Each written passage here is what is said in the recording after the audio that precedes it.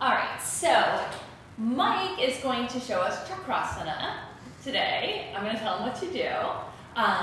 So Chakrasana is one of the more challenging transitions from primary series, I think, because it's so much different than the other ones, right? We do the other ones like 60 times, so you get a lot of opportunity to practice it. And then we do Chakrasana just a couple of times in primary, well, just once in primary series, and then a couple of times in the closing sequence. So Chakrasana is a backward somersault, which you probably haven't done since you were a kid.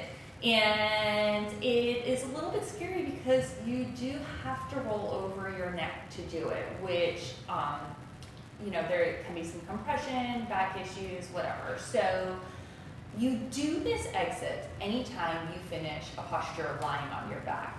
So in primary series, you do it after Utthita Hasta Padangusthasana, because you finish lying on your back. And the Chakrasana exit would be the most direct vinyasa out of it.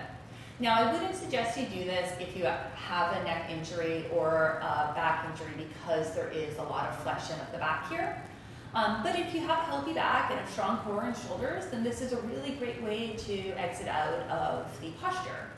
So we're going to work on all the transitions in my workshop at Flow Yoga Center this weekend. So if you're in town, you should come. And then, but also my primary series interactive course that starts on Sunday, which is a really fun course. So, but we're going to work on it specifically right now with Mike.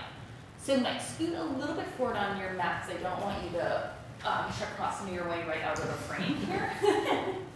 So we're going to use a blanket. And this is a nice prop for Chakrasana to allow a little bit more space for your neck. Now you would set the blanket up just the same way as you do in shoulder stand. So you lie onto the blanket with your head on the mat, but your shoulders on the blanket. So go ahead and lie down, Mike.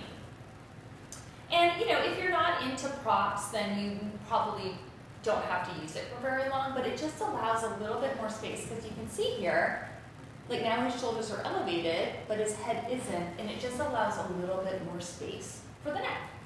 Now Mike, go to a Halasana plow type pose. So he's going to roll his legs over his head like he's in plow.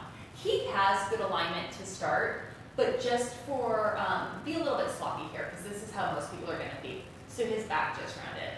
Take your arms over your head towards your feet actually. So they're not going to really stay here for long, but now Mike, push down like crazy into your shoulders so your shoulders push and your belly comes up. And see how much taller he just got? Now you can take your arms to Chaturanga arms. Look to your belly, really look in. Wiggle your fingertips just slightly out to the sides of the mat, and then give it a push from here. So it's a little bit more tricky, good, with no momentum, but he ended up in a perfect Chaturanga. So let's show them one more time, okay? All right, so let's just go through it one more time. So you lie onto your back. Push, give yourself like a little bit of space before the edge of the blanket. Take your feet over your head.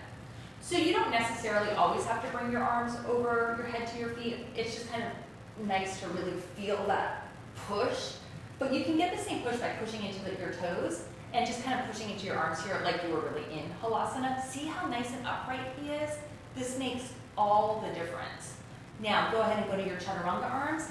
The key here is to really find your triceps, and then think Chaturanga and tuck the chin and go for it. Perfect. Lovely. That was great. So it is kind of a scary transition at first, but giving yourself a little bit more space here can be super helpful, and really being able to find the push with your arms, because I think frequently people just kind of push with one arm and then you end up going over crooked and bending the neck funny, but looking to the belly, and then giving it a good push with both arms so that you're not just pushing into the neck and the head. You want to push into your shoulders and your hands and pull up deeply with the abs because they're super engaged at that point. And then it's boom, Chaturanga.